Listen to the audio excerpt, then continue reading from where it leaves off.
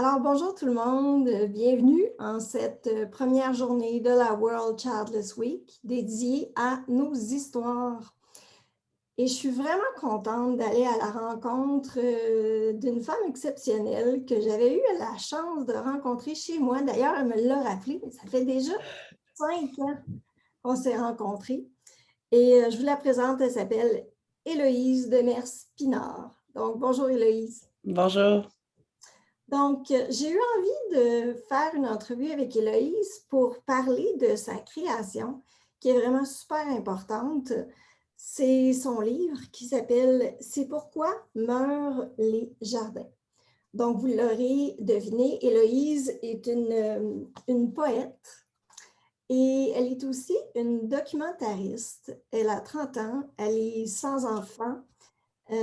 Et en fait, j'aimerais ça, Héloïse, que tu commences à nous parler de comment t'es venue l'idée de rédiger ce recueil. Dans le fond, ce recueil-là a été écrit d'abord lors d'une maîtrise à l'Université du Québec à Montréal. C'est une maîtrise en recherche-création que ça s'appelle. Donc, on étudie la création littéraire, mais aussi, au final, notre mémoire, c'est une création. Puis moi, je m'étais mis à écrire sur l'infertilité, sur l'idée de parler du rôle de la femme quand elle n'est pas mère. Puis je me disais...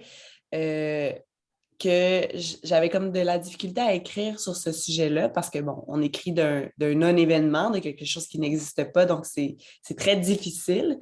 Mais aussi, je me sentais pas, à l'époque, tu sais, j'avais, je sais pas, 24 ans, 25 ans, j'avais pas essayé non plus de tous les processus de passer à travers toute l'expérience clinique de l'infertilité ou juste du choix et du fait de vivre des échecs.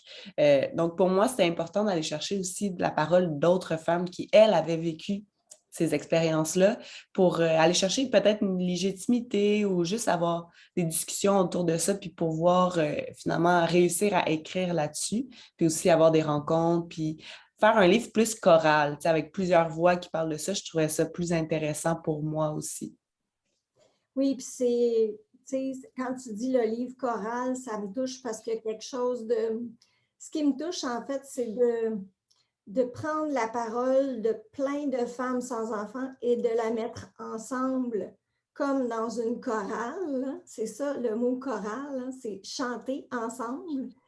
Mm. Et c'est super important pour moi parce que ce sont des voix qui sont souvent isolées et ça contribue à amplifier la difficulté à accepter de vivre ça que d'être isolé.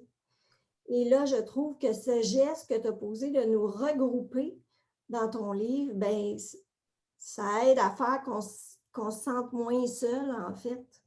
Puis ça valide le fait qu'on est plein à travers la francophonie et à travers le monde à vivre notre vie sans enfants ou à être confronté à l'infertilité, aux problèmes de fertilité.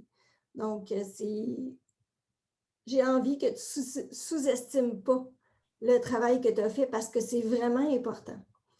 Est-ce que tu pourrais aller un petit peu plus dans le détail de comment tu as construit ton livre? Parce que, tu sais, évidemment, je l'ai lu. On dirait que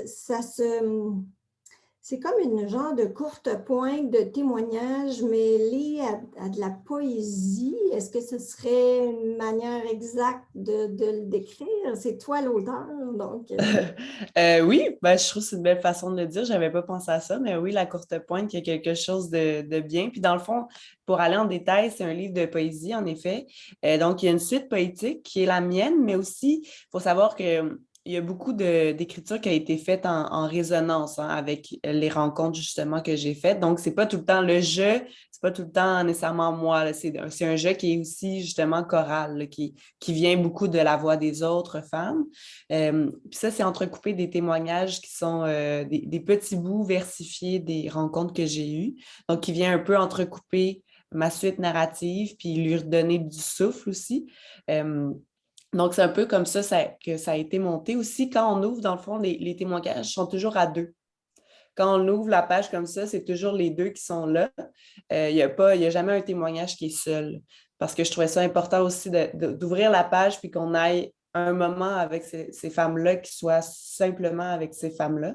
Donc après, quand on tourne les autres pages, ben là, on est avec moi ou avec le je plutôt. Puis comme tu disais, tu sais, Chorale, c'est fou parce que quand je suis allée rencontrer ces femmes-là, tu sais, c'est pas beaucoup, là, j'en ai rencontré 11, 12. C'est pas énorme, mais c'est quand même déjà 12 femmes qui n'ont pas la chance, comme tu disais, de parler de ça. Euh, tu sais, c'est pas quelque chose dont on parle, puis même dans les conversations, normalement, on a de la difficulté aussi à parler de quelque chose qui est difficile. Tu sais, c'est rare qu'on pose des questions à des personnes autour de nous. Comment tu te sens? Tu sais, des questions tellement difficiles, puis les personnes souvent ne veulent pas non plus déranger ou quoi que ce soit, donc vont pas nécessairement se confier. Puis moi, ce que j'ai trouvé renversant, c'est que souvent, euh, la plupart disaient des phrases ou des mots exactement quasiment les mêmes dans chaque conversation. C'était les mêmes phrases revenaient, avec les mêmes mots revenaient pour chaque femme. Moi, ça m'a vraiment touchée beaucoup parce que je me disais, ils vivent vraiment la même chose. Tu sais, il y a des choses qui sont vraiment, pas tout le temps la même chose, mais il y a des choses qui sont vraiment pareilles. Puis j'ai l'impression qu'elles le savent même pas parce qu'elles se rencontrent peut-être même pas. Mhm.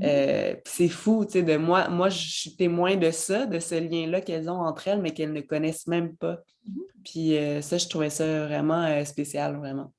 Est-ce que tu as de ces phrases-là en tête spontanément qui te viennent ou Ben, la notion d'espoir, beaucoup, qui revenait. J'ai pas des phrases exactes là, en tête, ça me revient pas comme ça fait quand même longtemps, mais tu sais, beaucoup, quand c'était au niveau de l'espoir, il y avait les phrases qui revenaient, toutes les notions d'échec, aussi de combat, il y avait souvent la notion d'être comme un combattant, une combattante qui revenait, des phrases comme ça, là, ça c'est assez fréquent. c'est fou, hein, quand tu disais ça, moi, ça m'a fait réfléchir au fait que souvent, c'est les mêmes phrases, les mêmes questions qu'on adresse aux femmes sans enfants, les mêmes jugements, les mêmes attentes. Ben, as-tu pensé à l'adoption? Euh, Puis là, à l'inverse, tu me dis que c'est les mêmes types de réflexions qui revenaient chez les femmes. Je trouve ça vraiment fascinant, comme découverte ou comme prise de conscience que tu fais. Là. Puis, j'ai envie de te demander, ça a été quoi l'impact sur toi? Ça a été très difficile.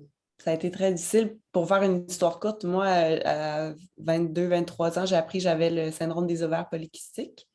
Euh, mais comme je disais, comme j'ai pas, tu sais, j'avais pas passé par, tu sais, j'avais même pas décidé d'avoir des enfants ou quoi que ce soit, j'étais encore trop jeune. J'avais pas réalisé sur le coup vraiment l'impact de ce que ça pouvait avoir. Mhm. Et à force de rencontrer ces femmes-là, là, on dirait que ça m'a comme fait réaliser tout le chemin que j'allais peut-être devoir faire si je prenais ce choix-là d'avoir des enfants. Mhm. Ça m'a beaucoup, ça m'a fait, ouais, ça a été très difficile au début, mais après, ça m'a fait du bien. En fait, de réécrire plus tard quand j'ai déposé, euh, parce que je voulais quand même donner un fond d'espoir dans tout ça. Je pense pas que c'est un livre quand même triste, je pense, mais à la fin, j'essayais quand même de donner une note d'espoir de il y a d'autres options, puis on va être bien. Tu sais, on va être bien. On va s'aimer, puis on va se trouver des moyens d'être bien entre nous à la limite. Tu sais. Puis ça m'a fait du bien, en fait, de finalement me rendre compte que c'est possible d'être heureux, là, d'être heureuse quand même. Mais oui, puis tu sais, je t'écoute, puis en même temps, j'ai comme eu envie de lire justement la dernière page. Parce que tu parles d'espoir, tu sais, je le dis, puis j'ai des frissons. Là. La dernière page, ça dit, puis là, j'espère que tu ne le prends pas comme un spoiler, là, mais Non, non, non. Non, non. les amitiés rempliront la pièce jusqu'alors préservée dans l'appartement. Elles apporteront de la musique et de la bière. Nous resterons éveillés jusqu'au matin, à boire et à se confier sans gêne. Quand l'aurore viendra, nous trinquerons à ce qui commence, au simple vertige. Ah, c'est beau. Merci. Ouais. Merci. J'aime Ouais. particulièrement quand l'aurore viendra, nous trinquerons à ce qui commence parce que souvent, pour les femmes qui ne peuvent pas enfanter, comme tu dis, il y a comme une perte de repères, d'espoir, une impression de ne pas savoir où on s'en va, puis où la vie va nous mener, parce qu'on n'a pas réalisé quelque chose qui était majeur pour nous en tant que femmes, qui était d'enfanter. Tu sais. Donc, quand on arrive à faire le deuil, en fait, on peut avoir accès à ce qui peut commencer, à ce qui peut venir après. Puis j'aime bien quand tu dis au simple vertige, parce que oui, c'est extrêmement vertigineux de ne pas savoir comment notre trajectoire va s'enligner dans notre vie quand on ne prendra pas le chemin que la majorité des femmes empruntent, c'est-à-dire le chemin de la maternité. Donc, oui, c'est magnifique, effectivement. Mais c'est vrai. Mais c'est vrai que c'est un commencement. Tu sais, c'est pas. Faut pas voir ça comme une fin. Mais je pense que c'est normal de voir ça comme une fin à un certain moment. Mais quand le deuil est fait, c'est ça. Mais c'est difficile, je pense, aussi de comme. C'est que la société nous dit tellement que c'est ça la finalité ou c'est ça comme le chemin que doit être notre vie, que de s'extraire de ça puis de penser qu'il y a autre chose, c'est difficile premièrement, c'est vertigineux, puis aussi, à un certain moment, on a de la difficulté à voir ça comme positif, mais ça peut tellement l'être. Mais c'est juste qu'on ne le connaît pas. On connaît tellement pas ça, puis on sait tellement pas ce qui s'en vient, comme tu dis, que ça va être c'est un vertige, mais aussi qui va continuer à être rempli d'épreuves, tu sais.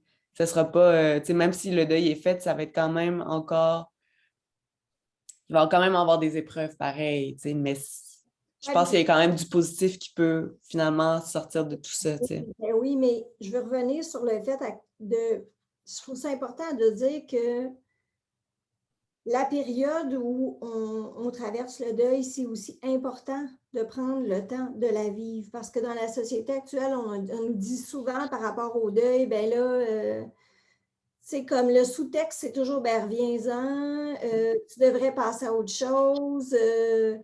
On nous fait sentir que ça prend du temps, que c'est long.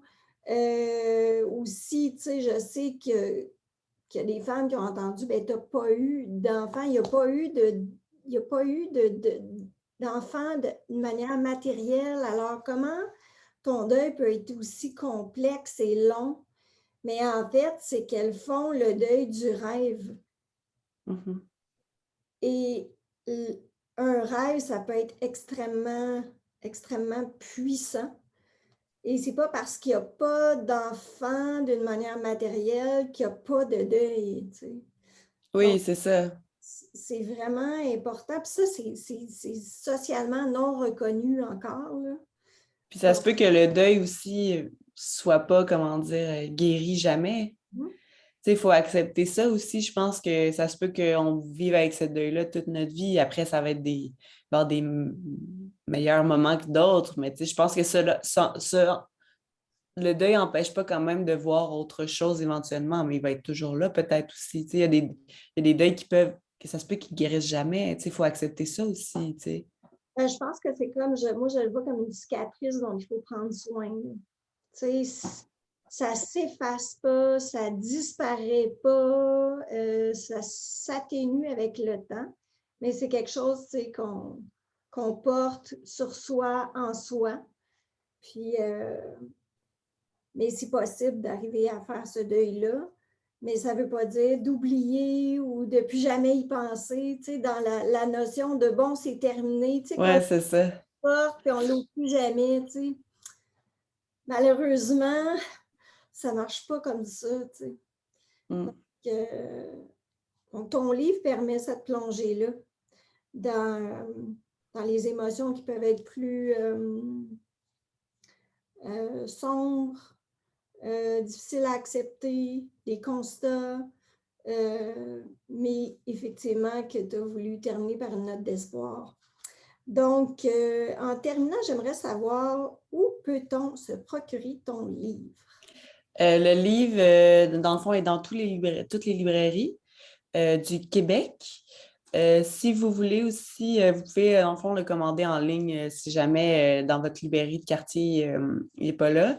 Mais sinon, c'est ça, vous le commandez en ligne sur le site des libraires ou sur Renaud-Bré ou quoi que ce soit, puis c'est sûr qu'il l'a. Et en Europe, il est disponible aussi, j'imagine? En Europe, il est disponible je pense à Bruxelles, c'est une maison, une librairie qui est spécialisée en littérature québécoise. Puis à Paris également, il y en a une librairie qui est spécialisée en littérature québécoise. Puis les livres seront en Europe, donc juste à Paris ou à Bruxelles. Super. Donc, je rappelle le titre du livre d'Héloïse Demers-Pinard, C'est pourquoi meurent les jardins, et c'est publié aux éditions Norrois. Donc, sur ce, je te remercie pour ce beau moment passé avec toi et j'espère avoir la chance de te rencontrer en vrai une autre fois. Oui, merci beaucoup.